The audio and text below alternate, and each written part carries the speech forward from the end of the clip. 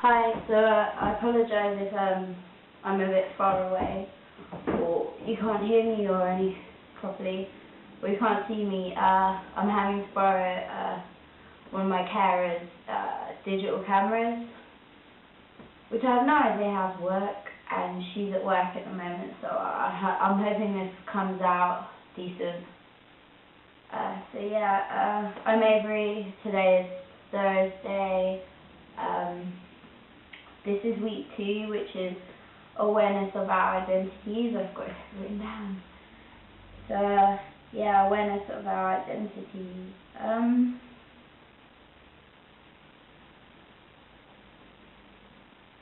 I guess I'd just like to kind of pick up on something that Jamie mentioned in his video, which was kind of like the typical trans narrative.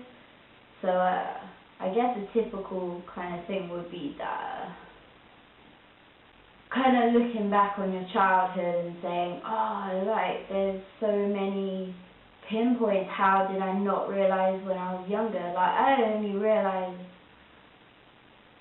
properly realized maybe like a year ago.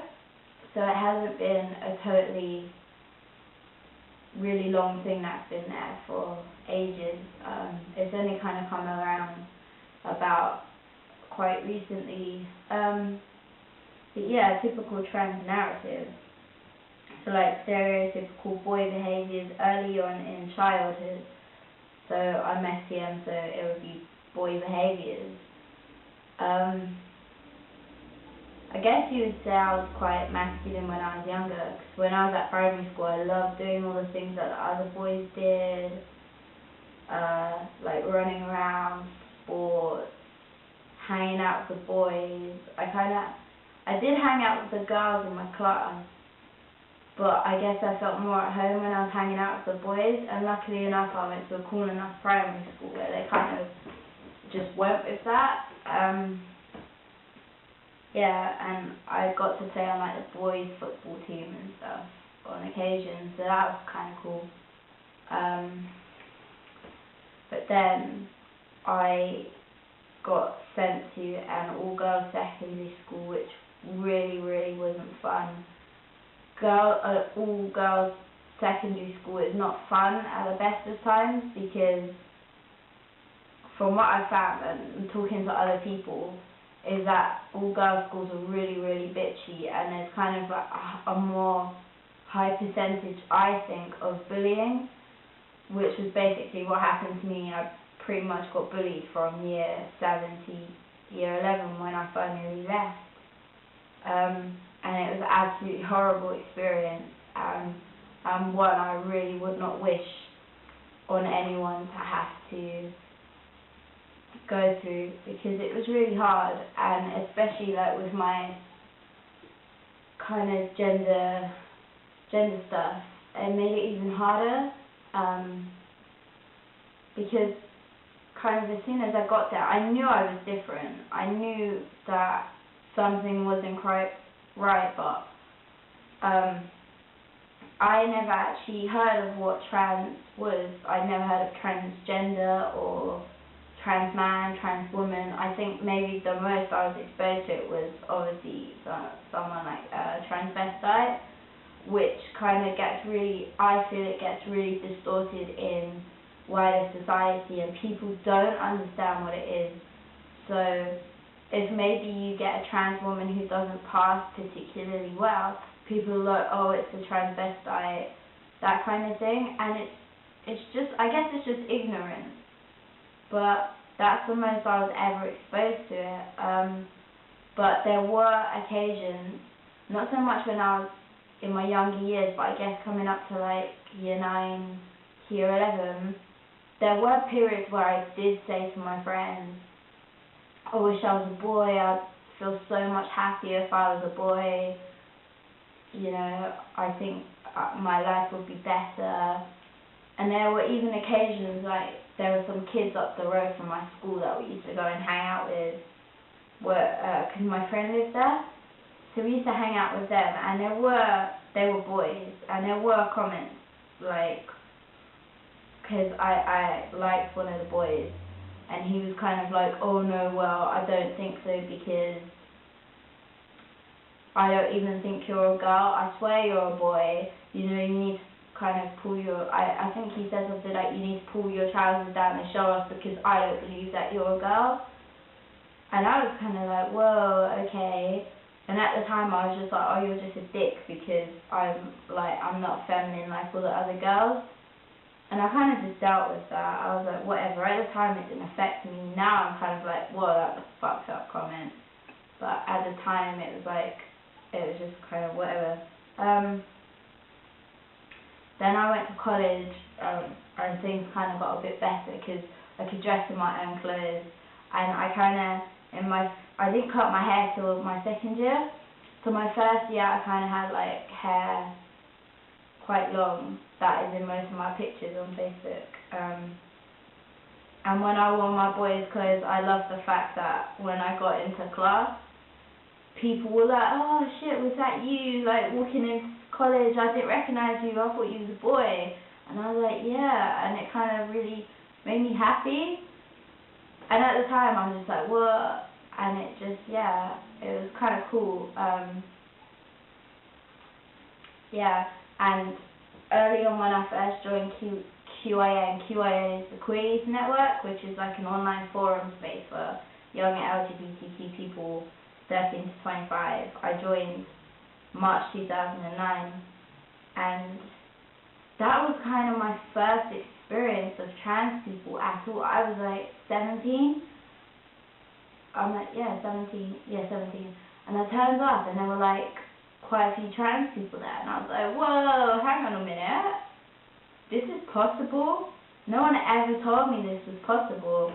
And obviously like there were FTM guys there, and I was like, why didn't no one tell me about this? If I had known about it sooner, you know, I could have been sorted years ago. And my life could have just been so much different, but no one ever told me. Like, there's no education in schools, like, there was nothing on television, there was no possible way apart from the internet. And I didn't have access to the right places to find the information, and when I finally found it, it was like a little epiphany, and I was like, holy shit, man, I can't believe this. It was kind of awesome. But at first, I did kind of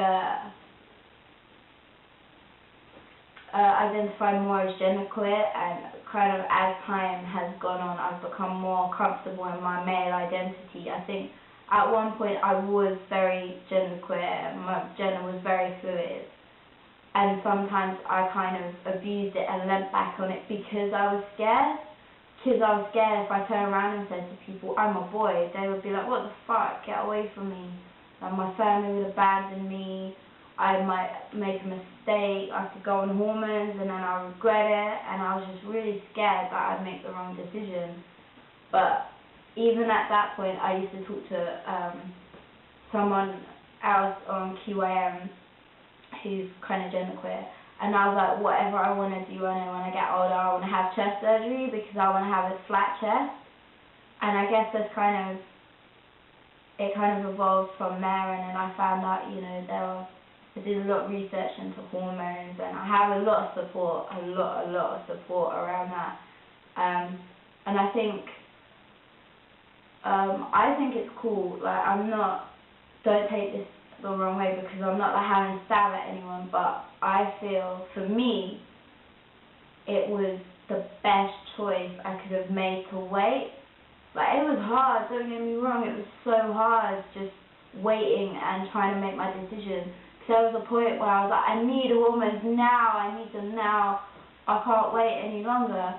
And I waited, and I'm glad I did, because my gender settled down, it's more stable, I know who I am, where I want to be, what I want to do, because I'm 19 in April, but my life's kind of figuring itself out. And it was just a cool experience to be able to do that, to be able to have the time to think about my options and what I wanted to do instead of rushing into something I probably was not ready for, especially emotionally. There's no way I was emotionally stable enough for that, but yeah, so hang on.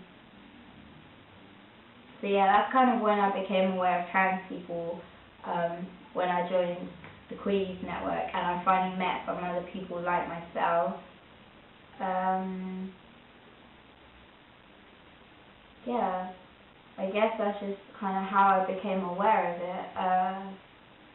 There's not really much else I can say to that, but for me, like, some people, they know from when they're like 4, and some people know from when they're 10 or 13.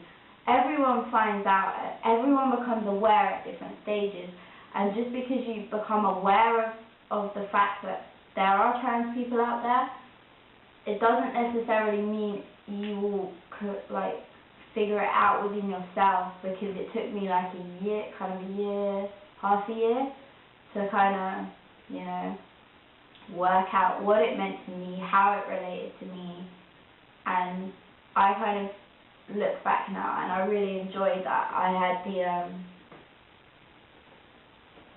at Progression, I had that chance to explore myself. One of the things I did at first, when I first joined under my birth name, my female name, and then I kind of created my little gender neutral name, which is J. And kind of how that came about was when I was younger on the internet forums, I wanted a different name, and originally I went with Jessica, and then it still didn't fit me, and I didn't like Jess. And one of my friends nicknamed me JJ, and that was cool when I was younger, but when I was getting to the age of like 17, I was like, no, I want something more mature, so it became J, and I became known as J for about a year, I think. And then kind of as I gradually got more used to my gender and how my gender was expanding, you know, I decided I wanted a more male name. Like, the name I have now isn't exactly very masculine. Like, I think it's actually a unisex name. But that was cool because I can't see myself now being anything other than Avery. I feel like it was a totally perfect choice of name for me. When I was kind of toying around with names, I was kind of like, made a list, and then I shortened it down to like 5 names, and my friends all had input on which name they thought was kind of cool, and it was kind of shortlisted to 3, I think, which was Avery, Hunter, and Sam. I know a Sam, and it'd be kind of weird if we had the same name, so I was like, no, I kind of don't feel that fits me.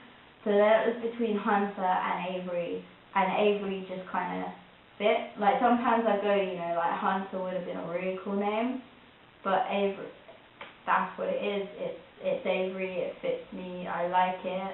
I finally feel like having a name that represents myself. Yeah, and I wouldn't have found that name if I didn't go through the experimenting. Like, when I was J, I toyed with gender neutral pronouns for a while to see how they fit me, and then I kind of want to see what male pronouns are like. Would you guys mind just you know, helping me out a bit, you know, calling me male pronouns, just so I see how I like it? And in the end, it actually really fit me, and I was like, okay, this is kind of the direction I want to be going in. So yeah, so obviously my awareness kind of splits into 2 things: finally becoming aware of what trans was, and hopefully, like, I really want to get into some work to do with kind of, I guess, like, outreach, or, you know, just kind of getting it more out there, educating people, like setting stuff up in schools, because if I had known about this in school, it would have saved me so much pain and just beating myself up all the time because I thought something was wrong with me. If I had known, you know, and I don't want other people to have to go through that. I think people deserve to know, to be able to explore their identity when they're old, when they're younger even, and have the support of the educational system or whatever. You know, people should be allowed to explore that without fear of, you know, being picked on by other kids. So that was that. So first meeting trans people.